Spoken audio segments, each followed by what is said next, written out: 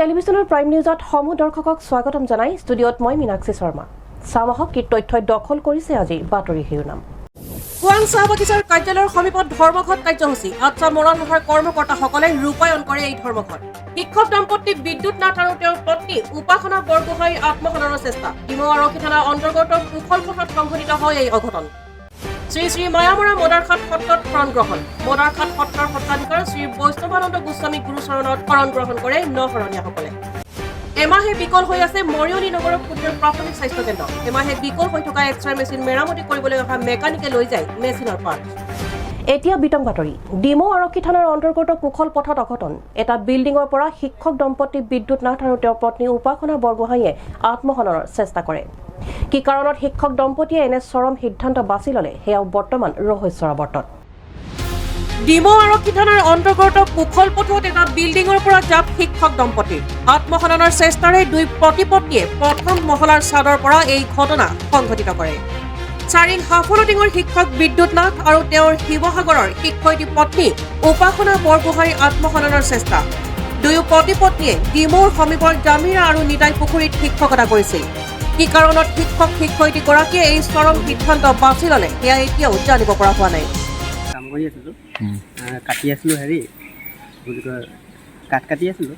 কাট কাটি থাকোঁতে আহিলে আমি চাইড দি দিছোঁ। আমিনো কি জানো মাইকী মানুহ আহি ডাইৰেক্ট জঁপিয়াই দিছে। তাৰপৰা মানুহটো তাৰপিছত আহি জঁপিয়াই দিছে।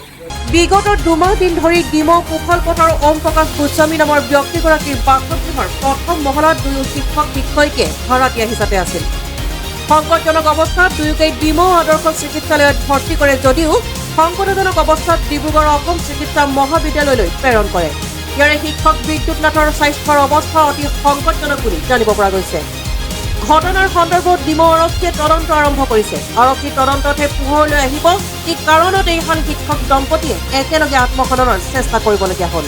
মই ডাইৰেক্ট দেখা নাই, মানে কি হ'ল মই পেপাৰখন পঢ়ি আছিলোঁ। পেপাৰখন পঢ়ি লাহেকৈ এনেকৈ ওলাই মানুহবিলাক মানে কি হ'ল খুব চিঞৰিছে, মানে চিঞৰ এটা শুনিছোঁ আৰু তাৰপিছত মই যেতিয়া ওলাই আহিলোঁ তেতিয়া হ'ব পাৰে মানে একেবাৰে জাপ মৰা নাই দেখা, এনেকৈ খালি আহিছে।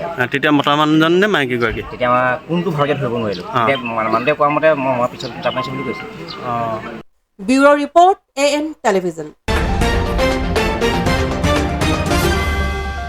খোৱাং চাহ বাগিচাৰ কাৰ্যালয়ৰ সমীপত ধৰ্মঘট কাৰ্যসূচী ৰূপায়ণ কৰে আচ্ছা মৰাণ শাখাৰ কৰ্মকৰ্তাসকলে। চাহ শ্ৰমিকৰ মজুৰি, ৰেচন কাৰ্ড আৰু অন্যান্য সা সুবিধা প্ৰদানৰ দাবীত কৰা হয় এই ধৰ্মঘট কাৰ্যসূচী। চাহ শ্ৰমিকৰ মজুৰি, ৰেচন আৰু অন্যান্য সা সুবিধা প্ৰদানৰ দাবীত মৰাণত অসম চাহ জনজাতি ছাত্ৰ সন্থাৰ প্ৰতিবাদী কাৰ্যসূচী ৰূপায়ণ। খোৱাং চাহ বাগিচাৰ কাৰ্যালয়ৰ সমীপত অৱস্থান ধৰ্মঘট কাৰ্যসূচী ৰূপায়ণ কৰে আচ্ছা মৰাণ শাখাৰ কৰ্মকৰ্তাসকলে। ভাৰত চৰকাৰৰ এটি সুপ্ৰতিষ্ঠিত সন্থা এন্ড্ৰ অইল টি কোম্পানীৰ অধীনত থকা অসমৰ মুঠ 9খন চাহ বাগিচা প্ৰায় 3 বছৰৰ পৰা ভাল ধৰণে পৰিচালনা নকৰাত শ্ৰমিক কৰ্মচাৰীসকলৰ মাজত হাহাকাৰ অৱস্থাৰ সৃষ্টি হৈছে। কৰ্মৰত চাহ শ্ৰমিকসকলে নিয়মীয়াকৈ দৰমহা, ৰেচন, সুচিকিৎসা সেৱা তথা শ্ৰমিক আইন অনুসৰি পাবলগীয়া অন্যান্য সা সুবিধাসমূহৰ পৰা বঞ্চিত হ'বলগীয়া হৈছে। খোৱাং চাহ বাগিচা, বামুণবাৰী চাহ বাগিচা, হিংৰিজান চাহ বাগিচাৰ শ্ৰমিকসকলৰ মাজত এক প্ৰকাৰ হাহাকাৰ অৱস্থাৰ সৃষ্টি হৈছে। সেয়েহে খোৱাং চাহ বাগিচাৰ কাৰ্যালয়ৰ সমীপত 3 ঘণ্টীয়া অৱস্থান ধৰ্মঘট কাৰ্যসূচী ৰূপায়ণ কৰে আচ্ছা মৰাণ শাখাই। খোৱাং চাহ বাগিচাত 3 ঘণ্টীয়া অৱস্থান ধৰ্মঘট কাৰ্যসূচীত আমি বাধ্য হৈছোঁ, যিহেতু এন্ড্ৰ অইল কোম্পানীৰ অধীনত যিসমূহ বাগিচা আছে সেইসমূহ বাগিচাত আজি কেইবামাহ ধৰি দৰমহা হোৱা নাই, ৰেচন হোৱা নাই, যাৰ কাৰণে আজি শ্ৰমিকসকল হাহাকাৰ হৈছে। আজি মেট্ৰিকৰ ৰিজাল্ট দিলে, কিন্তু মেট্ৰিকৰ ৰিজাল্ট শ্ৰমিকৰ সন্থাই মেট্ৰিক হাই ছেকেণ্ডেৰী পাছ কৰিছে, কিন্তু আজি এডমিশ্যন কৰাবলৈ তেখেতলোকৰ পইচা নাই। আজি এনেকুৱা এটা অৱস্থা এন্ড্ৰ অইল কোম্পানীৰ হৈ আছে। গতিকে আমি জানিব বিচাৰোঁ যে আজি এন্ড্ৰ অইল কোম্পানী কিয় এনেকুৱা কৰি আছে। আজিতো আমি যদি কিবা এটা সুধিব যাওঁ মালিক কৰ্তৃপক্ষক বা মেনেজাৰ কৰ্তৃপক্ষক, তেতিয়া তেখেতলোকে যে আমাৰ বোলে লছ হৈছে বাগান। আমি প্ৰশ্ন কৰিব বিচাৰিছোঁ যে বাগান কেনেকৈ লছ হৈছে। আজি চাহ গছটো পাত কম দিয়া নাই, চাহ গছনো পাত কম দিছে।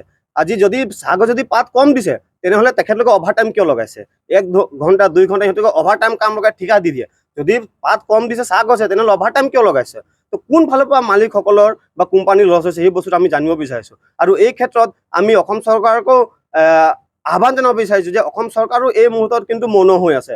আজি আপুনি চাব নিৰ্বাচনৰ সময়ত কিন্তু লাইনে লাইনে গলিয়ে গলিয়ে আহি তেখেতলোকে চাহপানী খাই যায়, ঘৰৰ গলি গলিয়ে ঘৰে ঘৰে সোমায়। কিন্তু আজি ইমান এটা বিশাল সমস্যাত ভুগি আছে এন্ড্ৰ অইল কোম্পানীৰ চাহ শ্ৰমিকসকলে, কিন্তু আজি চৰকাৰ মৌন আজি উদ্যোগ মন্ত্ৰী মৌন হৈ আছে আজি শ্ৰম মন্ত্ৰী মৌন হৈ আছে কিয় মৌন হৈ আছে অতি শীঘ্ৰে এই বাগিচাসমূহৰ যি অৱস্থা শ্ৰমিকৰ পাবলগীয়া যি প্ৰাপ্যসমূহ নিয়মীয়াকৈ আৰু সময়মতে যাতে প্ৰদান কৰিব ব্যুৰ' ৰিপৰ্ট AN টেলিভিজন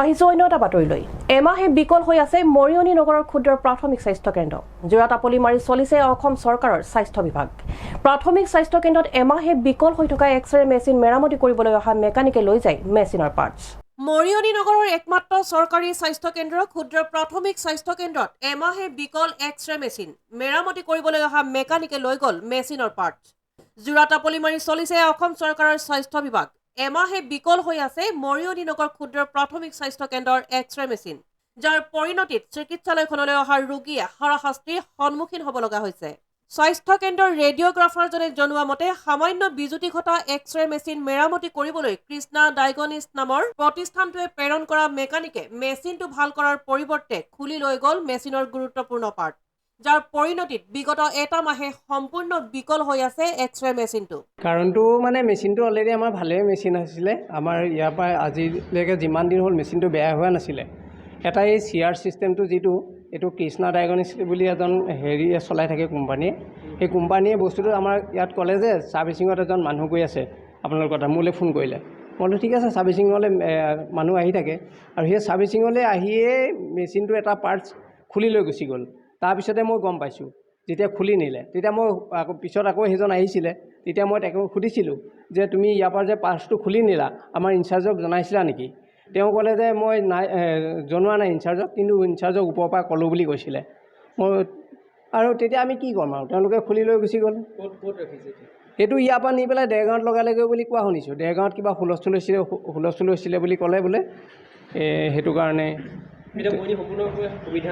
এতিয়া এইটো এতিয়া বৰ্তমান সুবিধাটো নাই এইটো 15 দিনমান হৈ গ'ল ইফালে স্বাস্থ্য কেন্দ্ৰটোৰ এক্সৰে মেচিনটো বিকল হৈ থকা দুখীয়া ৰোগীসকল হাৰাশাস্তিৰ সন্মুখীন হ'ব লগা হৈছে এই সন্দৰ্ভত যোৰহাট জিলা স্বাস্থ্য সঞ্চালকক বহুবাৰ অৱগত কৰোৱাৰ পিছতো কোনো ধৰণৰ ব্যৱস্থা গ্ৰহণ কৰা নাই বিষয়াগৰাকীয়ে মোৰ ভাগিনীজনী চৈগতা বাগানত কাম কৰে তাই আহিলে দুখ পোৱাৰ কাৰণে এক্সৰে কৰাবলৈ গতিকে ইয়াত এক্সৰে মেচিন বেয়া এতিয়া তাইতো ভৰিটো তেনেকৈ পেলাই ৰাখিব নোৱাৰোঁ উপায় নাপায় আমি প্ৰাইভেটলৈ গ'লোঁ এক্সৰে কৰালোঁ 600 টকা লৈছে এইখন এক্সৰে কৰাইছোঁ গতিকে এনেকুৱা অৱস্থা আমাৰ মাজমজিয়া প্ৰাথমিক শাখাত অসম চৰকাৰৰ অধীনত থকা আজি ইমানখিনি ইয়াত যদি তেনেকুৱা বস্তু নাথাকে মেচিন নাথাকে কিমান আমাৰ দিগদাৰ হয় আজি বাগানত 200 টকা হাজিৰা কৰে তাই আহি পেলাই ইয়াত যদি চিকিৎসাই নাপায় তো আমাৰ মানে দুখ পাবলগীয়া হৈছে এনেকুৱা যদি প্ৰাথমিক শাখাবিলাকত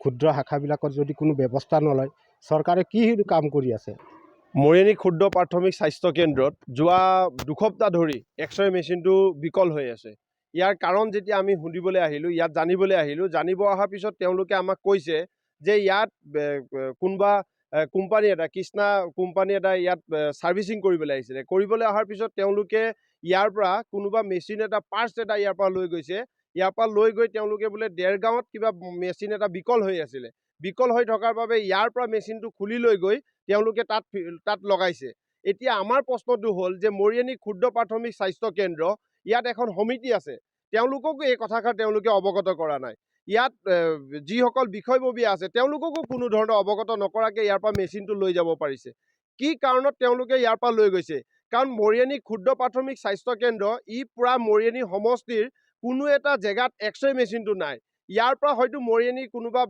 কাৰোবাৰ যদি কিবা এটা এক্সিডেণ্ট হয় কিবা এটা হয় তে ইয়াৰ পৰা হয়তো তিতাবৰ পৰা যোৰহাটলৈ যাব লাগিব এক্সৰে কৰিবলৈ ইমানবোৰ ব্যৱস্থা থকাৰ পিছতো ইয়াৰ মাত্ৰ ক্ষুদ্ৰ প্ৰাথমিক স্বাস্থ্য কেন্দ্ৰৰ পৰা কিয় উঠাই লৈ যাব পাৰিছে আৰু আমাৰ প্ৰশ্নটো হ'ল মৰিয়নি ক্ষুদ্ৰ প্ৰাথমিক স্বাস্থ্য কেন্দ্ৰত আজি এটা বছৰে ইয়াত যি বাৰ্থ চাৰ্টিফিকেট আৰু ডেথ চাৰ্টিফিকেটৰ ব্যৱস্থা আছিল এই ব্যৱস্থাটো ইয়াৰ পৰা কৰ্তন কৰা হৈছে আজি মৰিয়নি ক্ষুদ্ৰ প্ৰাথমিক স্বাস্থ্য কেন্দ্ৰত 24 ঘণ্টা স্বাস্থ্য কেন্দ্ৰত এজন স্বাস্থ্য বিষয়া থাকিব লাগে কিন্তু 24 ঘণ্টা স্বাস্থ্য বিষয়া এজন থকাৰ কোনো ব্যৱস্থাই নাই আজি 1 বজা হোৱাৰ লগে লগে স্বাস্থ্য কেন্দ্ৰ বন্ধ কৰি দিয়া হয় ইয়াৰ কাৰণবোৰ যেতিয়া আমি জানিব বিচাৰোঁ সকলোৱে কৈ থাকে ইয়াত ব্যৱস্থা কৰি আছোঁ মৰিয়নি নগৰত এটা প্ৰাথমিক স্বাস্থ্য কেন্দ্ৰ ঠিক কৰি আছোঁ আজি কিন্তু অত বছৰে ইয়াত এটা স্বাস্থ্য কেন্দ্ৰ ঠিক কৰিব নোৱাৰিলে ব্যুৰ' ৰিপৰ্ট AN টেলিভিজন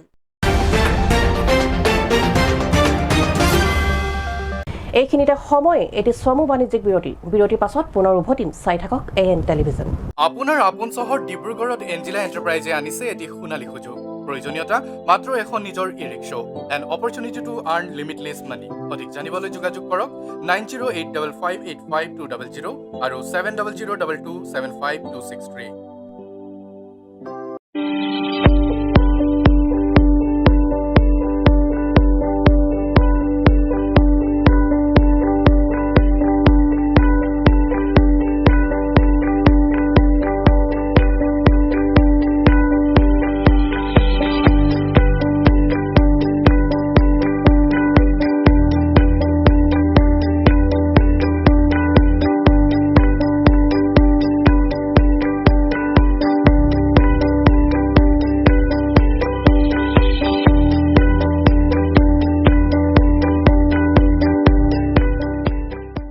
উভতি আহিছো পুনৰ বাতৰিৰ মাজলৈ বুকাজানৰ হিডিপি ময়ছকিলিং চাইজাং হিংসাচন পাহাৰৰ দুৰ্গম অঞ্চলৰ প্ৰকাণ্ড গছ কাটি একাংশ অবৈধ কাঠ মাফিয়াই কাৰ্বি পাহাৰৰ বনজ সম্পদ ধ্বংস কৰি চুবুৰীয়া ৰাজ্য নাগালেণ্ডলৈ চলাই গৈছে অবৈধ কাঠৰ সৰবৰাহ ধ্বংসৰ গৰাহত এতিয়া কাৰ্বি পাহাৰৰ বনজ সম্পদ একাংশ অবৈধ বন মাফিয়াই চুবুৰীয়া ৰাজ্য নাগালেণ্ডলৈ কাৰ্বি পাহাৰৰ মূল্যৱান শাল চেগুন তিতাচাপ বগীপমা আদিৰ দৰে এক লাখ গছ কাটি চলাই গৈছে অবৈধ কাঠৰ ৰমৰমীয়া সৰবৰাহ জিলাখনৰ বন বিভাগ আৰু আৰক্ষী প্ৰশাসনক ব্ৰুহা আঙুলি দেখুৱাই জনৈক হেমফু সকল সুজিত বিপ্লৱৰ লগতে প্ৰায় 13টা কাঠ মাফিয়াই চলাই গৈছে অবৈধ কাঠৰ সৰবৰাহ বিগত দুদিন ধৰি বুকাজানৰ পূব সংমণ্ডল বন বিভাগৰ কৰ্মচাৰীয়ে এক গোপন খবৰৰ ভিত্তিত দিলাই থানাৰ অন্তৰ্গত হিডিপি অঞ্চলৰ পৰা 5খনকৈ কুণ্ডা ভৰ্তি শক্তিমান গাড়ী জব্দ কৰিবলৈ সক্ষম হয় যদিও বন বিভাগৰ কৰ্মচাৰী অহাৰ খবৰ লাভ কৰি ট্ৰাকৰ চালককেইটা পলাই যাবলৈ সক্ষম হয় আনহাতে বুকাজানৰ পূব সংমণ্ডল বন বিভাগৰ অধীনস্থ বৰলেঙেৰী বিট অফিচ আৰু বুকাজান মহকুমাৰ বহুকেইখন আৰক্ষী থানাৰ নাকা তালাচীৰ মাজেৰে নাগালেণ্ড সংলগ্ন বৰলেঙেৰী বালিজান পথেৰে অবৈধ কুণ্ডা ভৰ্তি গাড়ীসমূহ পাৰ হৈ যোৱাৰ এক অভিযোগ বহু দিনৰ পৰাই উত্থাপন হৈ আহিছে একাংশ সচেতন মহলৰ মাজত উল্লেখ্য যে ইমানসমূহ বন বিভাগ আৰু আৰক্ষী থানাৰ নাকা তালাচী গেটৰ মাজেৰে কাঠ মাফিয়াই কোন বন বিভাগ আৰু আৰক্ষীৰ উচ্চপদস্থ বিষয়াক মেনেজ কৰি বন ধ্বংসত নামি পৰিছে সেয়াহে এতিয়া লক্ষণীয় বিষয় হৈ পৰিছে আমি খবৰ পোৱা মতে কিবা চাইজাং পৰা আহি আছিলে বুলি কৈছিলে তেতিয়া আমি সদায় ৰেগুলাৰ পেট্ৰলিং কৰাৰ নিচিনা এইবাৰ আমাৰ লগত আপোনালোকৰ মিডিয়া সহযোগত আৰু ষ্টুডেণ্ট অৰ্গেনাইজেশ্যন আছে 3-4টা সংগঠন তেওঁলোকৰ যুটীয়া এটা কম্বিং অপাৰেশ্যন কৰিছোঁ তাৰমানে তেতিয়া সেই এম্বুজ কৰি থাকোঁতে আমি গাড়ী শব্দটো পালোঁ শব্দটো পাই আমি গাড়ী দুখন ধৰিবলৈ সক্ষম হ'লোঁ ইয়াত 5খন গাড়ী দেখিবলৈ পোৱা গৈছে আগতো 3খন ধৰা হৈছিল আগত 3খন ধৰা হৈছিলে একেটা এলেকাৰ পৰাহে অহা বুলি কৈছিলে কিন্তু ৰাস্তা য'ত ধৰিছিলোঁ জেগাকেইটা বেলেগ আছিলে এনে ক'ৰ পৰা এই কুণ্ডাখিনি কাটি আনিছে কিবা অনুমান আছে নেকি আপোনালোকৰ কুণ্ডা কাটাটো এনেইতো সিংহাসন পৰ্বতৰ কিবা কাটা বুলি শুনি পাইছিলোঁ কিন্তু কোনটো দিশত তেওঁলোকে কাটিছে আমি সেইটো ক'ব পৰা নাই ইনকুৱাৰী কৰিলে আমি গম পাই যাম কিন্তু আমাৰ চৰ্চেছ মতেতো এইটো ৰেঞ্জটো আমাৰ ইষ্টাৰ্ণ ৰেঞ্জ বুকাজানটো মানে এটা ট্ৰেনজিট পইণ্ট নিচিনা হৈ আছে আমাৰ নিয়াৰ বাই ৰেঞ্জ ডিভিজনৰ আণ্ডাৰত বেলেগ ৰেঞ্জ আছে সেইকেইটাৰ পৰাও আহি যাবও পাৰে কিন্তু তেনেকুৱাও ক'ব নোৱাৰোঁ কেলৈ আমি এতিয়া ইনকুৱাৰীহে কৰি আছোঁ ইনকুৱাৰী কৰাৰ মতে কিমানহে আমি গম পাইছোঁ ব্যুৰ' ৰিপৰ্ট AN টেলিভিজন ঐতিহ্যমণ্ডিত শ্ৰী শ্ৰী মায়ামৰা মদাৰখাট সত্ৰত শৰণ গ্ৰহণ মদাৰখাট সত্ৰৰ সত্ৰাধিকাৰ শ্ৰী বৈষ্ণৱানন্দ গোস্বামী গুৰুচৰণত 18জন পুৰুষ আৰু 20গৰাকী মহিলাকে আদি কৰি শৰণ গ্ৰহণ কৰে নশৰণীয়াসকলে আজি ঐতিহ্যমণ্ডিত শ্ৰী শ্ৰী মায়ামৰা মদাৰখাট সত্ৰত অঞ্চলটোৰ 18জন পুৰুষ আৰু 20গৰাকী মহিলাই মহাপুৰুষ শ্ৰী শ্ৰী অনিৰুদ্ধ দেৱৰ গুৰুজনাৰ পৰ্বতিত মায়ামৰা সমাজৰ ধৰ্মীয় পৰম্পৰা ৰীতি নীতি অনুসৰি মহাপুৰুষৰ শৰণ গ্ৰহণ কৰে শ্ৰী শ্ৰী মায়ামৰা মদাৰখাট সত্ৰৰ সত্ৰাধিকাৰ শ্ৰী বৈষ্ণৱানন্দ গোস্বামীৰ গুৰুচৰণত শৰণ গ্ৰহণ কৰে নশৰণীয়াসকলে আজি ধৰ্মীয় কাৰ্যসূচী আধাৰে শ্ৰী শ্ৰী মায়ামৰা মদাৰখাট সত্ৰৰ ডেকা তথা সংস্কৃতি সাধক শ্ৰী পাৰ্থপ্ৰতিম গোস্বামীয়ে ধৰ্মীয় এই অনুষ্ঠানত অঞ্চলটোৰ ভক্তপ্ৰাণ ৰাইজে অংশগ্ৰহণ কৰা পৰিলক্ষিত হয়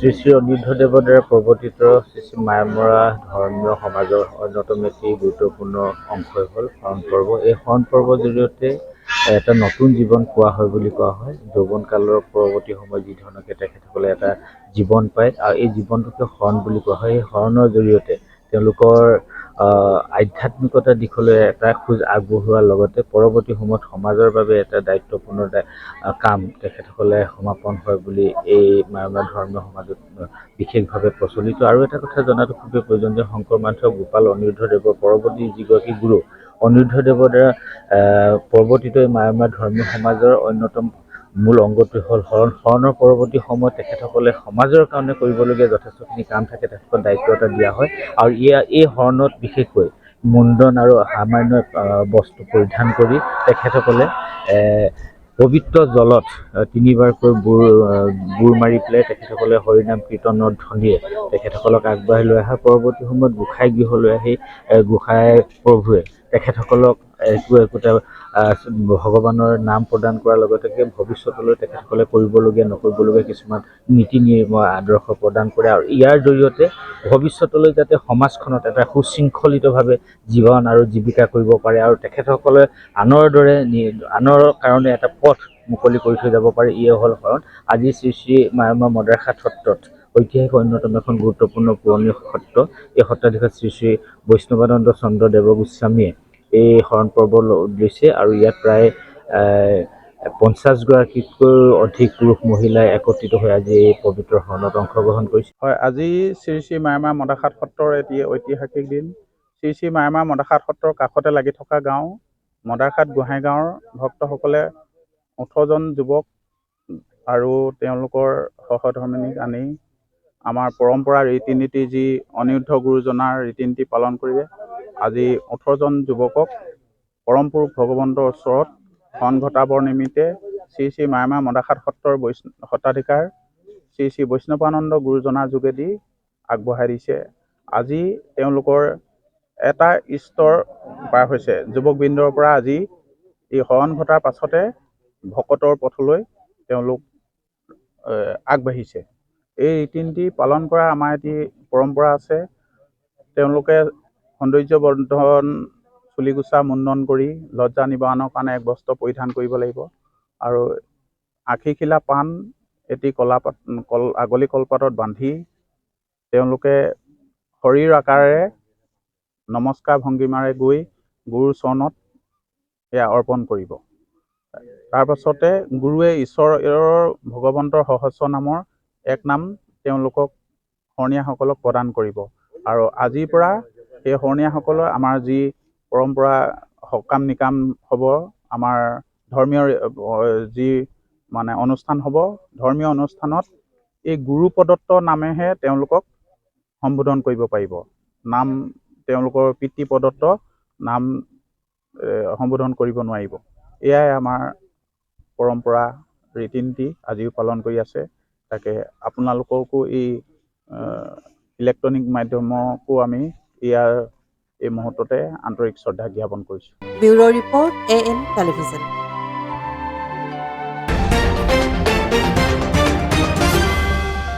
বিলাসীপাৰাত পোহৰলৈ আহিছে ড্ৰাগছৰ ৰমৰমীয়া ব্যৱসায়ী। ড্ৰাগছৰ বিৰুদ্ধে বিলাসীপাৰা আৰক্ষীৰ অভিযানত আৰক্ষীয়ে আটক কৰে 3টা ড্ৰাগছ সৰবৰাহকাৰী। বিলাসীপাৰাত অব্যাহত ড্ৰাগছৰ ৰমৰমীয়া ব্যৱসায়ী। তেনে ড্ৰাগছৰ বিৰুদ্ধে বিলাসীপাৰা আৰক্ষীৰ অভিযান।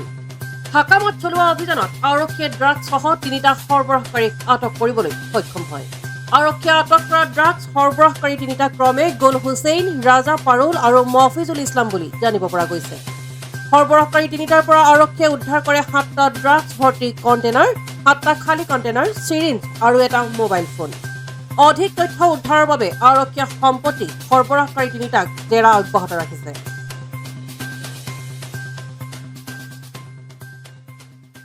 Bureau report AN television. এইখিনিতে সময় এটি চমু বাণিজ্যিক বিৰতিৰ পাছত পুনৰ উভতিম। চাই থাকক AN টেলিভিজন।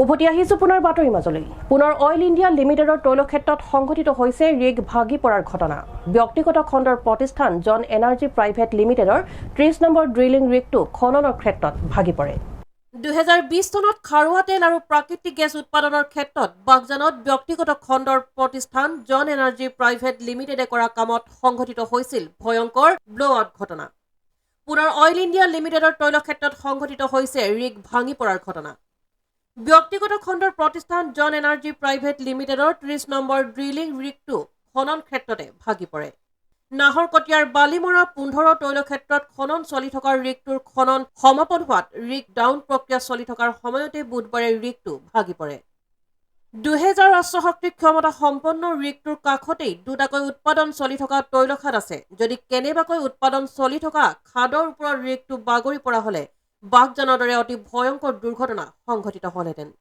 অইল ইণ্ডিয়া লিমিটেডৰ নিজা ৰিগেই হওক বা ব্যক্তিগত খণ্ডক দিয়া ঠিকাভিত্তিক ৰিগেই হওক সুৰক্ষাৰ ক্ষেত্ৰত কেতবোৰ নীতি নিৰ্দেশনা থাকে সেই অনুসৰি নিবিদা লাভ কৰাৰ পাছত ব্যক্তিগত প্ৰতিষ্ঠানৰ ৰিগৰ ফিটনেছ নিৰীক্ষণ কৰা হয় তেনে ক্ষেত্ৰত ড্ৰিলিং ৰিগ এটাত কৰ্মচাৰীয়ে কাম কৰি থকা অৱস্থাতেই ভাঙি পৰা ঘটনাই বহু প্ৰশ্নৰ উদ্ভাৱন কৰে বহু বিতৰ্কিত জন এনাৰ্জি প্ৰাইভেট লিমিটেড নামৰ ঠিকা প্ৰতিষ্ঠানটোৰ 30 নম্বৰ ড্ৰিলিং ৰিগটো সংঘটিত হোৱা এনে ঘটনাত তীব্ৰ প্ৰতিক্ৰিয়া প্ৰকাশ কৰিছে অঞ্চলটোৰ ৰাইজে আমি কালি ৰাতিপুৱাহে মই গম পাওঁ এইটো যিটো এতিয়া ঘটনাটো ঘটি আছে তো আমি তেতিয়া সোধপোছ কৰিবলৈ ইয়ালৈ আহিলোঁ আমি বহুখিনি মহিলাই আহিছিলোঁ আহি পিনি সোধপোছ কৰিবলৈ ল'লোঁ কিছুমানে আমাক বাধা প্ৰদান কৰিছে বাৰু যে ইয়াত নাহিব জলাজুত ঘিউ নেঢালিব এনেকুৱা জলাজুত ঘিউ ঢালিব নাই আমি জ্বলি আছোঁ যিটো বাগজানৰ ইতিমধ্যে হৈ গ'ল এই ঘটনাটো এইটো হোৱাৰ সম্ভাৱনা আছে তাৰ ভিতৰত কি হৈ আছে আমিতো এইটো নাজানো আমাৰ এতিয়া ইমান ভয় হৈছে তাৰমানে ইমানখিনি গাঁও আগুৰি ধৰিব ইয়াত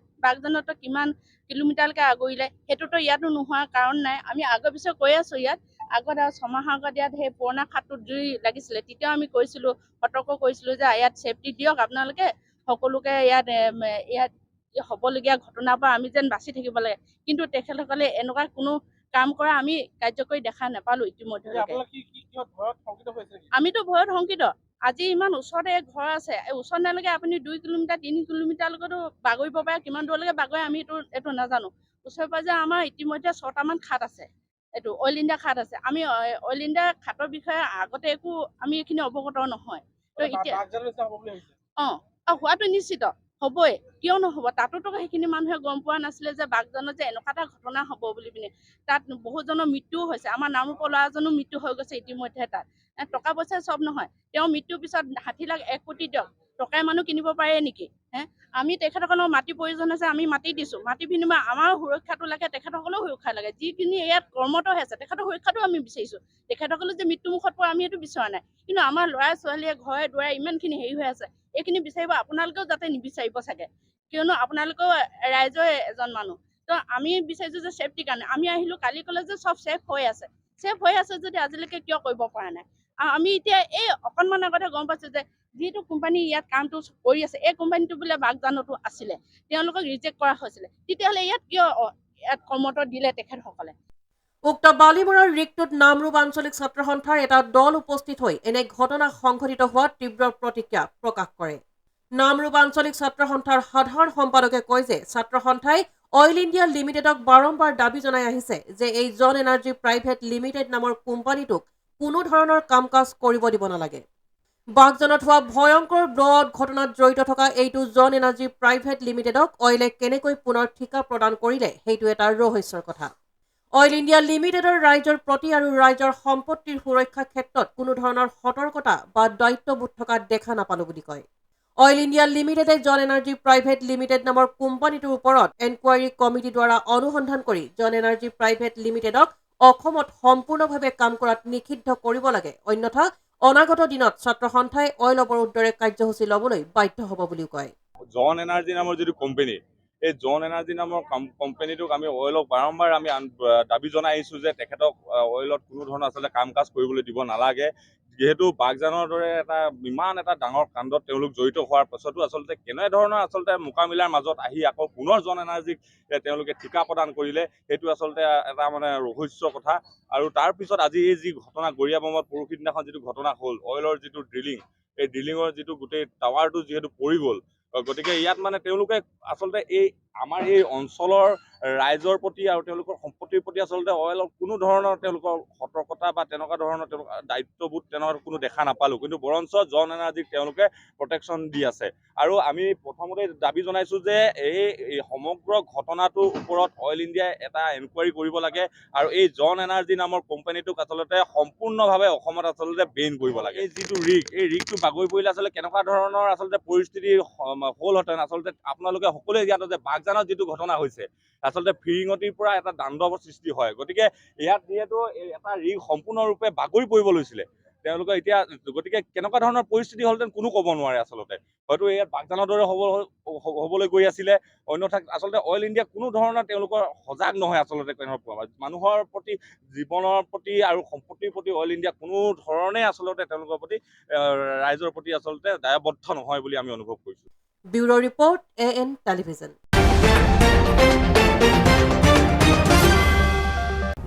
আহিছো পৰৱৰ্তী বাতৰিলৈ। 10 বছৰৰ পূৰ্বে মণিপুৰত এটা অনাকাংক্ষিত দুৰ্ঘটনাত পতিত হৈ জীৱনৰ কাৰণে শাৰীৰিক সক্ষমতা হেৰুৱাই নিজৰ জীৱন জীৱিকাৰ যুদ্ধ অব্যাহত ৰাখিছে দুলীয়াজান মধুটিং অঞ্চলৰ এজন যুৱক উজ্জ্বল লিম্বুৱে। শাৰীৰিকভাৱে অকামিলা হৈ পৰা উজ্জ্বল লিম্বুৱে এতিয়া হাতত ৰং তুলিকালৈ জীৱন জীৱিকাৰ পথ বাছি লৈছে। 10 বছৰ পূৰ্বে মণিপুৰত এটা অনাকাংক্ষিত দুৰ্ঘটনাত পতিত হৈ জীৱনৰ কাৰণে শাৰীৰিক সক্ষমতা হেৰুৱাই নিজৰ জীৱন জীৱিকাৰ যুদ্ধ অব্যাহত ৰাখিছে দুলীয়াজান মধুটিং অঞ্চলৰ এজন যুৱক উজ্জ্বল লিম্বুৱে। যিগৰাকী যুৱকৰ এতিয়া একমাত্ৰ সাৰথি কেৱল এখন হুইল চেয়াৰ। সৰুতে পিতৃ মাতৃক হেৰুৱাই জীৱন জীৱিকাৰ সন্ধানত চুবুৰীয়া ৰাজ্য মণিপুৰত গৈ BIPL নামৰ এটা বহুজাতিক কোম্পানীত কৰ্মৰত অৱস্থাত 2013 চনত দুৰ্ঘটনাত পতিত হৈ ৰাজহাড় ভাঙি জীৱনৰ কাৰণে শাৰীৰিকভাৱে অকামিলা হৈ পৰা উজ্জ্বল লিম্বুৱে এতিয়া হাতত ৰং তুলিকালৈ জীৱন জীৱিকাৰ পথ বাছি লৈছে। কেৱল চিত্ৰকলাই নহয়, উজ্জ্বলে টেটু অংকন কৰি প্ৰতিমাহে নিজৰ প্ৰয়োজনীয় খৰচ উলিওৱাত ব্যস্ত এতিয়া। উজ্জ্বল লিম্বুৱে কোনো আনুষ্ঠানিক শিক্ষা নোলোৱাকৈ নিজস্ব চিন্তাৰে pop art, 3D art, pencil আৰ্টৰ জৰিয়তে Mahatma Gandhi, Michael Jackson, Sudhakantha doctor Bhupen Hazarika, Papon, Zubeen, Charlie Chaplin, Jawaharlal Nehru, Sachin Tendulkar আদি পৃথিৱীৰ বিখ্যাত শিল্পী, সাহিত্যিক, খেলুৱৈৰ ছবি অংকন কৰি সেইসমূহ ছবি বিক্ৰী কৰি আৰ্থিকভাৱে উপকৃত হৈছে। কোনো চৰকাৰী সাহায্য নোলোৱাকৈ নিজস্ব প্ৰচেষ্টাত শাৰীৰিক অসুস্থতাকো নেওচি এনেদৰে ওচৰ চুবুৰীয়াৰ উঠি অহা ল'ৰা ছোৱালীক চিত্ৰকলাৰ প্ৰতি আগ্ৰহী কৰি তোলাৰ লগতে নিজৰ জীৱিকাৰ পথ বাছি লৈছে এইগৰাকী দুলীয়াজানৰ যুৱক উজ্জ্বল লিম্বুৱে। উজ্জ্বলে যদিহে চৰকাৰ অথবা আন কাৰোবাৰ পৰা আৰ্থিকভাৱে কিছু সাহায্য লাভ কৰে, তেন্তে ঘৰতে এখন আৰ্ট স্কুল আৰু এটা টেটু ষ্টুডিঅ' নিৰ্মাণ কৰাৰ সপোন পুহি ৰাখিছে। এইগৰাকী দুৰ্ভগীয়া যুৱকৰ প্ৰতি চৰকাৰী পক্ষৰ শুভ দৃষ্টি পৰিবনে? মোৰ ছবিৰ লগত মোৰ জড়িত মোৰ সৰুৰ পৰাই মোৰ, কিন্তু একচুৱেলি ক'ব গ'লে মোৰ এক্সিডেণ্ট হোৱাৰ পাছৰ পৰা মই এইবিলাক গুৰুত্ব দিছোঁ আৰু। যিটো আমি দেখিছোঁ হুইল চেয়াৰত তোমাৰ এটা সঁহাৰি প্ৰতিটো খোজৰ, এই হুইল চেয়াৰৰ কাহিনীটো কি কেনেধৰণৰ মানে? হুইল চেয়াৰ কাহিনী মানে এতিয়া হ'ল আপোনাৰ 11 বছৰ হ'ল। 2013 লাষ্টত মোৰ এক্সিডেণ্ট হৈছিলে, মণিপুৰত হৈছে। তাত মই কিবা এটা কোম্পানীত চাকৰি কৰি আছিলোঁ। চাকৰি কৰি পেলাই আপোনাৰ ছুপাৰভাইজাৰ, BIPL ভাৰতীয় ইনফ্ৰা প্ৰজেক্ট লিমিটেড, তাত মই ছুপাৰভাইজাৰ কৰি আছিলোঁ। তাত মানে ছুপাৰভাইজাৰ কৰোঁতে আৰু মোৰ অন ডিউটি মোৰ হৈছে এক্সিডেণ্ট। কোম্পানীৰ ফালৰ পৰা কেনেধৰণৰ সাহায্য পাইছিলা? কোম্পানীৰ ফালৰ পৰা সাহায্য দিছে, তাহাঁতি মোক ভাল সহায় দিছে আৰু মোক ট্ৰিটমেণ্ট কৰালে, ঘৰ ফালেও চাই দিলে অলপ। এতিয়া মোৰ ঘৰ মানে ক'ব গ'লে এনেকুৱা ডাঙৰ গাৰ্জেন নাই, আমি এতিয়া ঘৰত দুটাই আছোঁ, বাই আছে, মই আছোঁ, আৰু কোম্পানীয়ে এনে চাই দিলে আৰু সেইবিলাকে মই এতিয়া কৰি আছোঁ। এইবিলাকতে মোৰ কিবা এটা আহি যায় বুলি মই এইবিলাক কৰি ভাল পাওঁ আৰু। কিমানখিনি ছবি আঁকিছা, কাৰ আঁকিছা? এনে ক'ব গ'লেতো মোৰ ছবি অঁকা ঢেৰ আছে। এতিয়া হৈ গ'ল আপোনাৰ এই মহাত্মা গান্ধীৰ ছবি হৈ গ'ল, ভূপেন হাজৰিকা হৈ গ'ল, পাপন হৈ গ'ল, জুবিন হৈ গ'ল, MS ধোনী, ৰলাণ্ডো, এইবিলাক মই চব আঁকিছোঁ মই। আৰু কি কৰি ভাল পোৱা? মই টেটু বনাই ভাল পাওঁ। মই টেটু বনাবলৈ মানুহবিলাক আহে ঘৰতে, তাহাঁতক টেটু বনাই দিওঁ মই। সপোনটো আছে আৰু আপোনাৰ সপোন থাকিলে অকল নহ'ব, লগতে মানিও থাকিব লাগিব। মানি ইনকম হ'লেহে সপোনটো পূৰা হ'ব। যদি মানিয়ে নাই তো মানুহৰ সপোন কেনেকৈ পূৰা হ'ব? সেইটো বুলিয়ে আৰু এতিয়া লাগি আছোঁ নিজৰ সপোনটো আগবঢ়াই লৈ যাম বুলি মই নিজৰ কামতে লাগি আছোঁ। চাওঁ আৰু এতিয়ালৈকে হ'ব আৰু চৰকাৰী কিবা সাহায্য পাইছিল? চৰকাৰী সাহায্য পোৱা নাই মই এতিয়ালৈকে চৰকাৰী সাহায্য পোৱা নাই যদি তাহাঁতি মোক সহায় কৰি দিলে হয় মোৰ সপোনটো অলপ সোনকালে মই আগবাঢ়ি লৈ গ'লো হয় কিন্তু এতিয়া আৰু পোৱা নাই বুলি আৰু ৰখি আছোঁ আৰু ব্যুৰ' ৰিপৰ্ট AN টেলিভিজন। আজি শেষৰটো বাতৰি। মাৰ্ঘেৰিটা আৰক্ষীৰ অভিযানত লিডুত নিশা বৃহৎ পৰিমাণৰ ড্ৰাগছ জব্দ। লিডু বিৰলা গেটৰ সমীপত এটা ভাড়াঘৰত বাঁহৰ পাতি ড্ৰাগছৰ ৰমৰমীয়া ব্যৱসায় চলাই অহাৰ তথ্য মাৰ্ঘেৰিটা আৰক্ষীয়ে গোপন সূত্ৰৰ তথ্য লাভ কৰি অভিযান চলাই প্ৰায় 10 লক্ষাধিক টকা পৰিমাণৰ ড্ৰাগছসহ 2জন পুৰুষৰ লগতে এগৰাকী যুৱতীক আটক কৰে। মাৰ্ঘেৰিটা আৰক্ষীৰ অভিযানত লিডুত নিশা বৃহৎ পৰিমাণৰ ড্ৰাগছ জব্দ। প্ৰায় 10 লক্ষাধিক টকা পৰিমাণৰ ড্ৰাগছসহ 2জন পুৰুষৰ লগতে এগৰাকী যুৱতীক আটক। লিডু বিৰলা গেটৰ সমীপস্থ এটা ভাড়াঘৰত বাঁহৰ পাতি ড্ৰাগছৰ ৰমৰমীয়া ব্যৱসায় চলাই অহাৰ তথ্য মাৰ্ঘেৰিটা আৰক্ষীয়ে গোপন সূত্ৰৰ তথ্য লাভ কৰি অভিযান চলায়।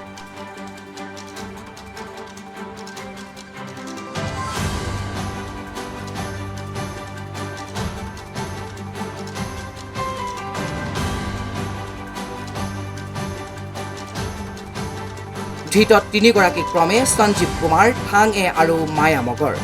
আটাইকেইগৰাকী মণিপুৰৰ বুলি জানিব পৰা গৈছে। শেহতীয়াকৈ মাৰ্ঘেৰিটা মহকুমাত ড্ৰাগছ বেহাৰ বিৰুদ্ধে আৰক্ষীৰ অভিযান তীব্ৰতৰ কৰা হৈছে বুলি মহকুমা আৰক্ষীগৰাকীয়ে সংবাদ মাধ্যমক জানিবলৈ দিয়ে। यहाँ पे हमें अराउंड 29 पैकेट्स मिली हैं। टोटल अमाउंट आया है 329.81 ग्राम्स। ये मणिपुर का लड़का है जो यहाँ पे आके ड्रग सप्लाई करता है। यहाँ रेंट पे हाउस लेके रह रहा था और संजीव मुखिया इसका नाम है और इसके साथ एक और लड़की भी है इन्वॉल्व, ये माया गुरुंग नाम की। ये दोनों यहाँ पे आके कर रहे थे और इसके साथ एक ट्राइबल लड़का भी है। तो ये तीनों यहाँ पे थे और हमारा उसी मार्गरीटा PS और मार्गरीटा पुलिस स्टेशन का टीम का इंटायर एफर्ट है जिसकी वजह से इतना अच्छा रिकवरी हमको मिला है। पिछले 10 दिनों के अंदर अंदर ही ये तीसरा कमर्शियल क्वांटिटी का कंसाइनमेंट हमने पकड़ा है। इसके पहले लेखापानी और 4 माइल में भी 250 ग्राम्स के दो हमने पकड़े थे एंड ये अभी तक का सबसे बड़ा रिकवरी है 329 ग्राम्स का। हम लोग का यही स्टेप है कि हम लोग लगातार इस तरीके के ऑपरेशंस करते रहेंगे और धीरे धीरे करके हमारा यही टारगेट है कि हम ये पूरे एरिया को क्लीन कर दें। जो भी लीडो मार्गरीटा ही नहीं, हमारे पूरे sub division margarita sub division में जितना भी ड्रग्स का कारोबार चल रहा है उस सबको ख़त्म करना ही हमारा टारगेट है। Bureau report AN television.